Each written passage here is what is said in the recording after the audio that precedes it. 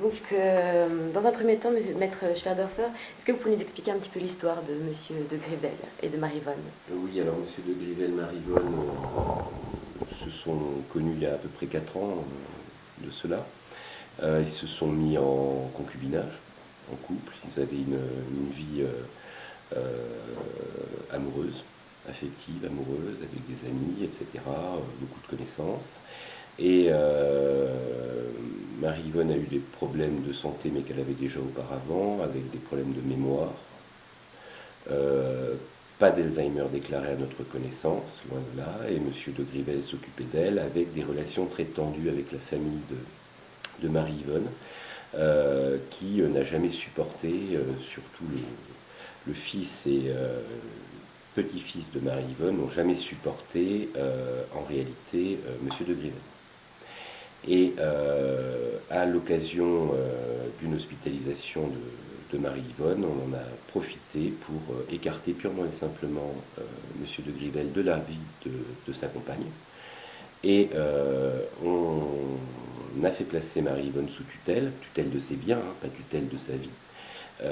Et à cette occasion-là, on a commencé complètement à écarter M. de Grivel de la vie de sa compagne, jusqu'à obtenir une ordonnance pour interdire l'accès de M. de Grivel à sa compagne Marie-Yvonne, qui manifestement, on a des éléments pour légitimement le penser, le réclame et souhaite retrouver sa vie avec son compagnon.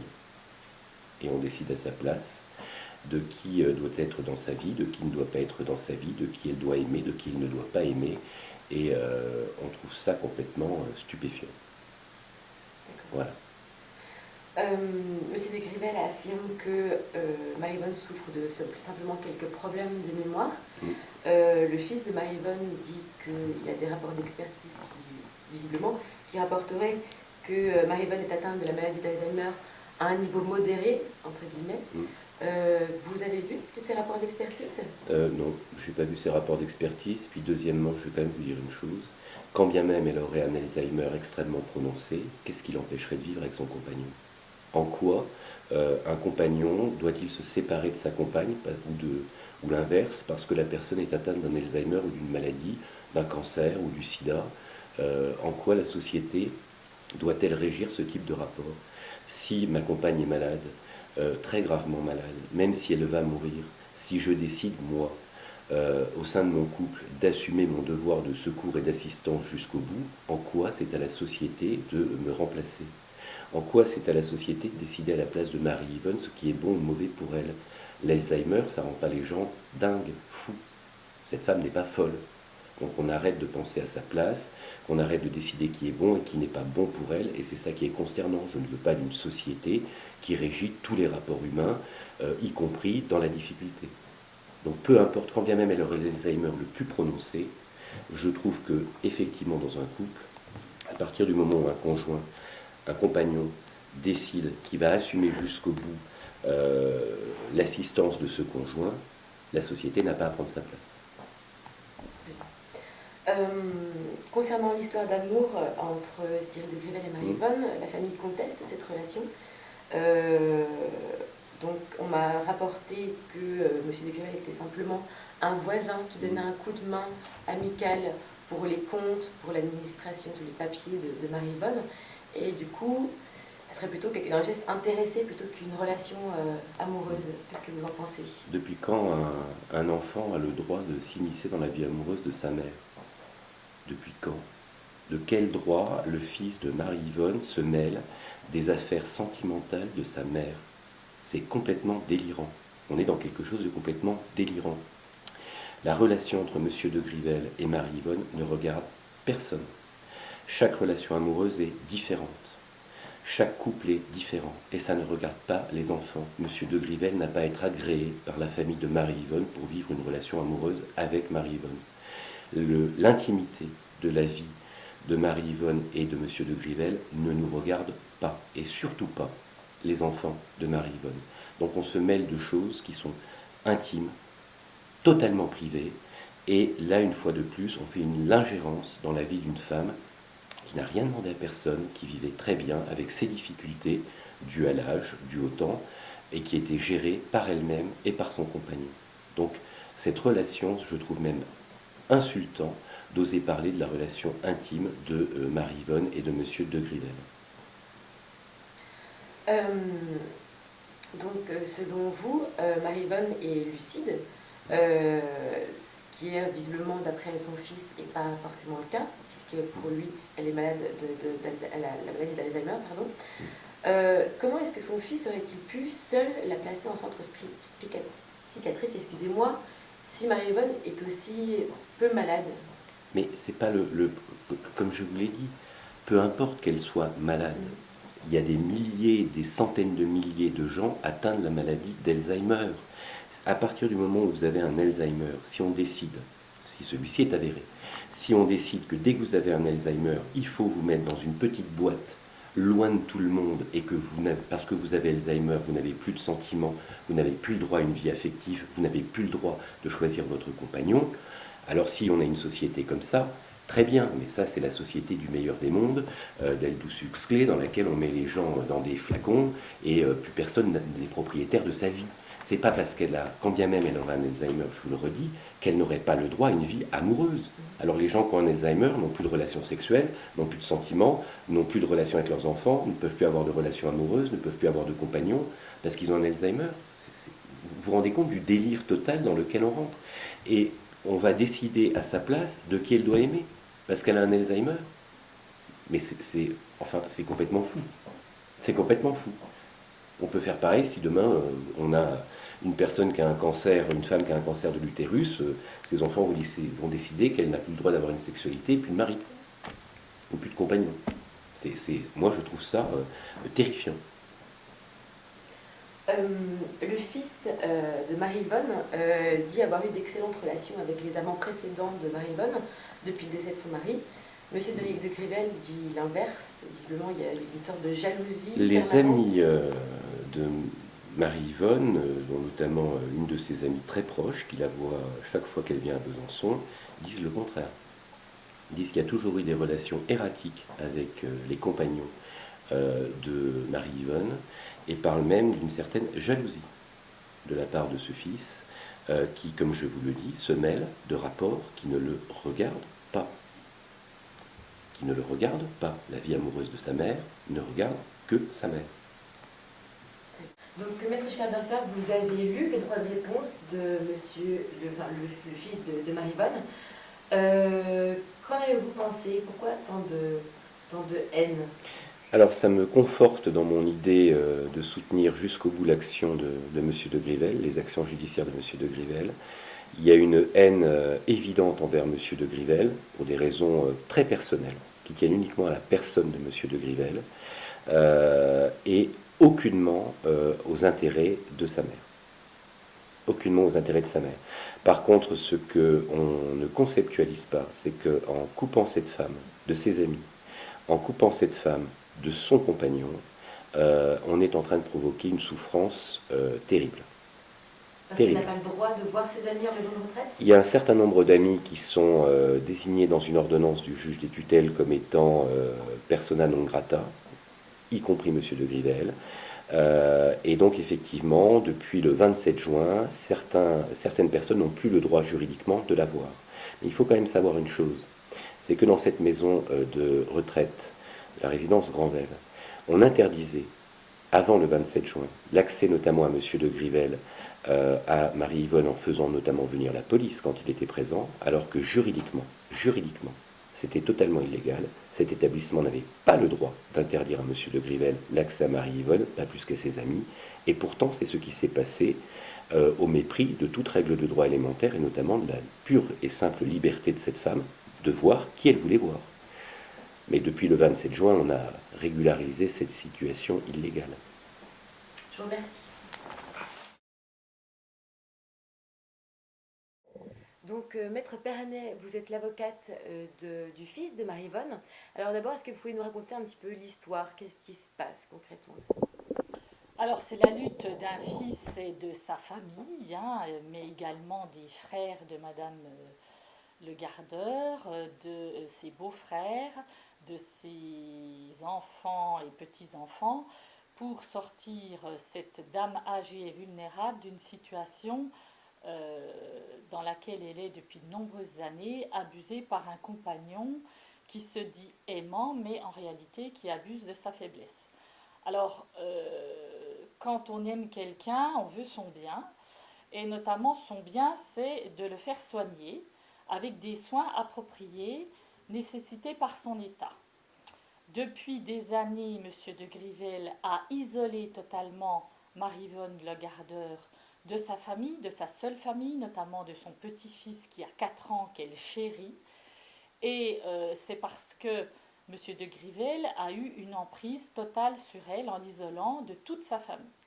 Alors, constatant une détérioration très importante de ses facultés intellectuelles et mentales, le fils de Madame Le Gardeur a souhaité effectivement la faire voir par un neurologue parce que, habitant avec M. de Grivel qui s'est introduit dans son domicile, ils étaient auparavant voisins, sous couvert d'être un voisin aidant, il est devenu un concubin soi-disant aimant, mais aimant surtout l'argent de sa compagne. Il faut savoir que M. de Grivel a une allocation adulte handicapé pour seule ressource, environ 700 € par mois. Madame Le Gardeur est professeure à la retraite avec des revenus beaucoup plus conséquents. Et Monsieur de Grivel abusait grandement de la faiblesse de cette femme vulnérable et notamment vivait à ses crochets, ce qui n'est pas interdit juridiquement sur le plan légal. En revanche, lorsque l'on a affaire à quelqu'un de particulièrement vulnérable, constatant l'état dégradé de sa mère, Monsieur Le Gardeur a souhaité la faire examiner par un neurologue. Le problème, c'est que Monsieur de Grivel s'est opposé à tout examen par un neurologue. Depuis 2012, nous avons des certificats au dossier des médecins traitants de Madame Le Gardeur indiquant qu'il y a une dégénérescence mentale. Le problème, c'est que tous les rendez-vous pris par le fils de Madame Le Gardeur pour la faire diagnostiquer du fait de son état mental dégradé ont été annulés par M. de Grivel. Il a changé tous les médecins, tous les psychiatres, etc. Et le rendez-vous pris par le neurologue, par le fils, a été annulé par M. de Grivel. Il a fallu que M. Le Gardeur vienne chez sa mère pendant une journée entière pour qu'il puisse effectivement la faire voir par un médecin. Ça n'a pas été possible parce que M. de Grivel, et ça mon confrère se garde bien de le dire dans son témoignage, M. de Grivel a enlevé Madame Le Gardeur, l'a emmenée chez sa propre mère, alors même qu'il s'était engagé devant le commissariat de police de Besançon à l'emmener chez le neurologue. Et le matin, quand M. Le Gardeur est venu chez sa maman avec effectivement son frère, Madame Le Gardeur avait disparu et on l'a cherché pendant une nuit entière et une matinée entière, on ne savait pas où il était. Et M. de Grivel, alors même qu'il avait pris l'engagement devant la police de l'emmener à ce rendez-vous et d'être présent pour que son fils l'emmène notamment, n'a pas trouvé mieux que de l'enlever et de la séquestrer contre son gré chez sa propre mère pour l'empêcher d'avoir cette visite chez le neurologue. J'attire votre attention sur le fait que M. de Grivel a fait une nuit entière de garde à vue pour ces faits d'enlèvement et de séquestration. Nous avons déposé plainte pour enlèvement et séquestration. Nous avons déposé plainte pour abus de faiblesse. Et Madame Le Gardeur a enfin pu être hospitalisée dans le service de gériatrie du centre hospitalier de Besançon. Elle a vu 3 médecins spécialistes de la dégénérescence sénile. Et ces médecins ont tous affirmé que Madame Le Gardeur était une personne particulièrement vulnérable qui présentait une diminution de ses facultés mentales et qu'elle avait besoin de soins appropriés par son état. C'est la raison pour laquelle elle a été hospitalisée déjà à l'hôpital de Besançon, ensuite à Novillars, parce que parallèlement à cette déficience mentale, elle a des troubles dépressifs qui sont anciens, qui ne sont pas arrangés du fait du comportement totalement manipulateur et oppressant de M. de Grivel, qui consiste à l'isoler de sa famille. Et ensuite, elle n'a pas pu retourner à son domicile et effectivement, elle a été dans un centre de soins médicalisé. Et il y a tout de même 3 médecins. Alors, ce n'est pas une histoire d'amour, c'est une histoire d'abus de faiblesse. Il y a 3 médecins qui ont tout de même trouvé que Madame Le Gardeur devait avoir des soins appropriés par son état. Il y a le docteur Bully qui est coordinateur de la maison de retraite de Tise. Il y a un autre médecin, le docteur Lamontellerie, qui est au service de gériatrie de l'hôpital de Besançon. Et il y a encore un 3e médecin qui a examiné Madame Le Gardeur, qui est le docteur Berthaud Boulico, qui est médecin coordinateur à la résidence Granvelle, qui est une résidence médicalisée, et qui ont tous conclu au fait que l'état psychique de Madame Le Gardeur la rendait extrêmement vulnérable, que surtout l'attitude de M. de Grivel perturbait Madame Le Gardeur considérablement et dans son intégration, que celui-ci l'incitait à ne pas prendre son traitement médicamenteux et à ne pas se faire aider pour les soins de nursing.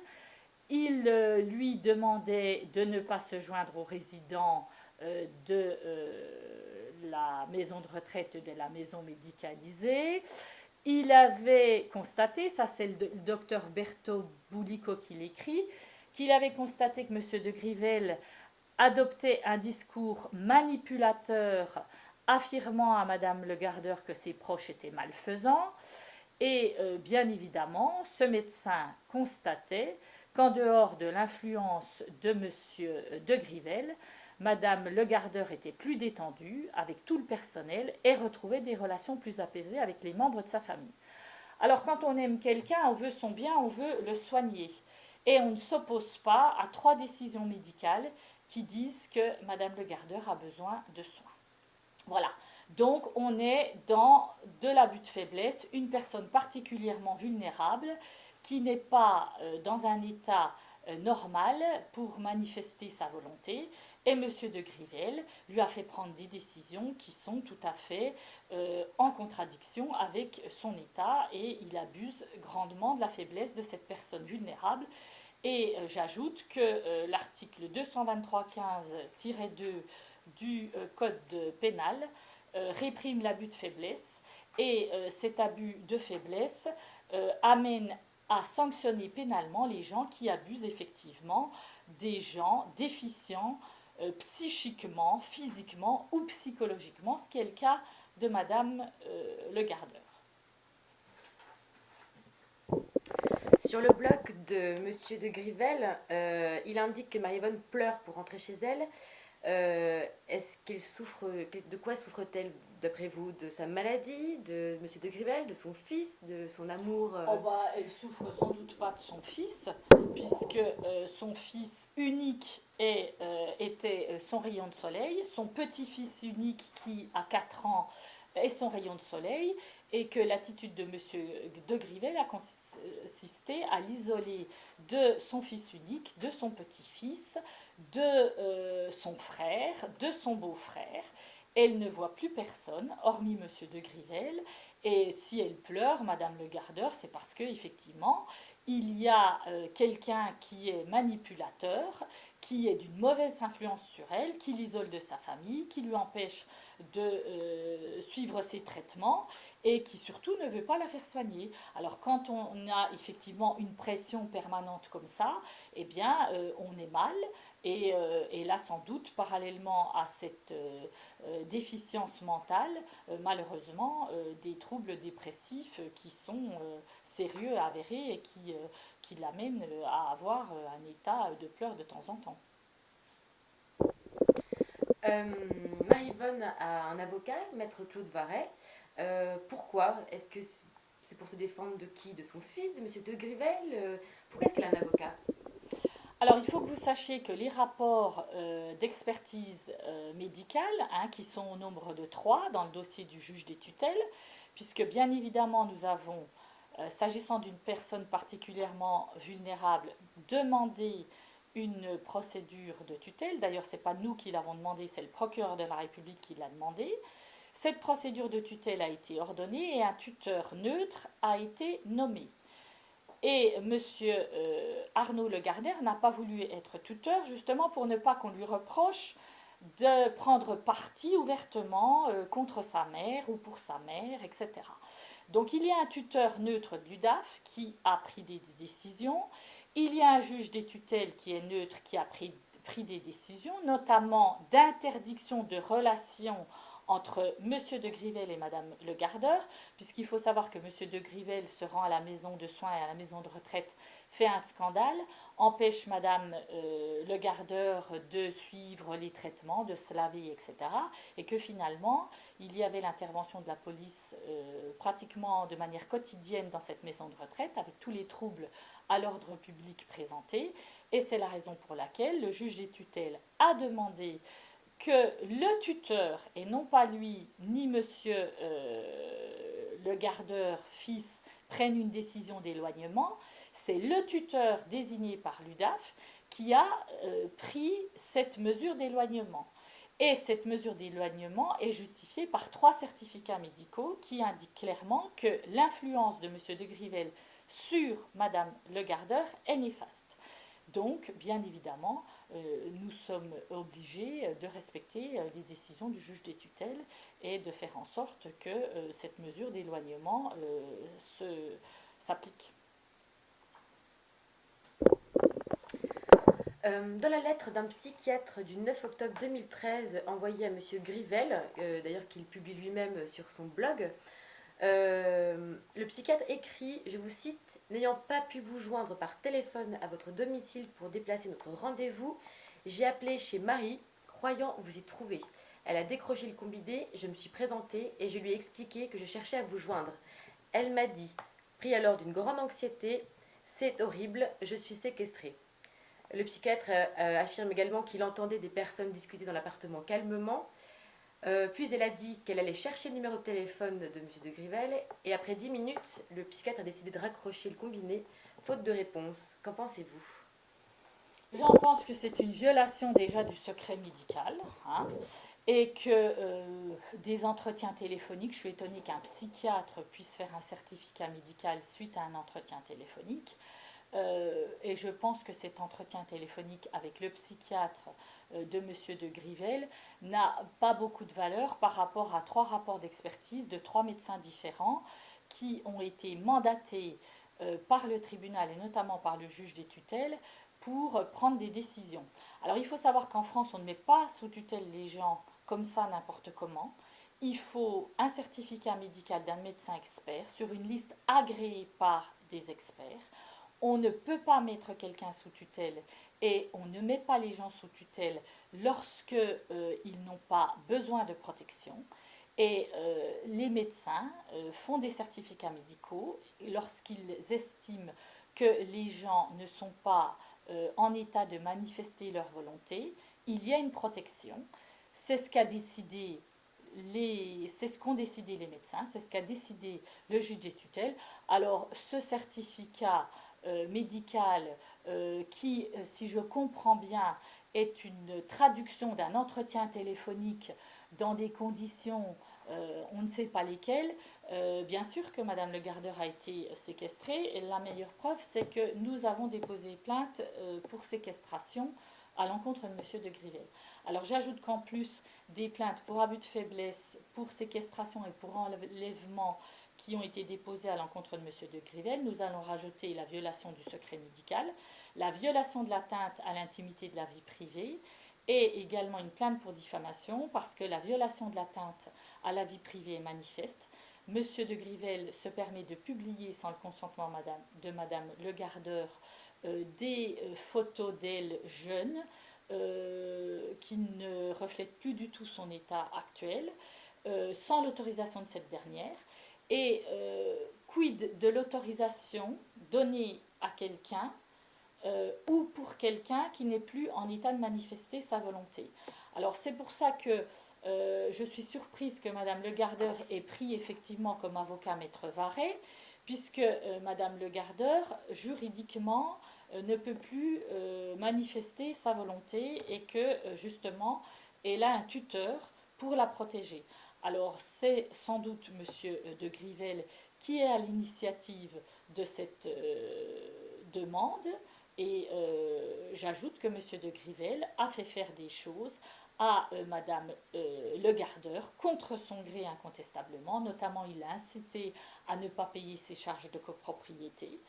Résultat des courses, Madame le Gardeur vient d'être condamnée, d'ailleurs avec son compagnon, à payer des charges et un arriéré à la copropriété particulièrement important.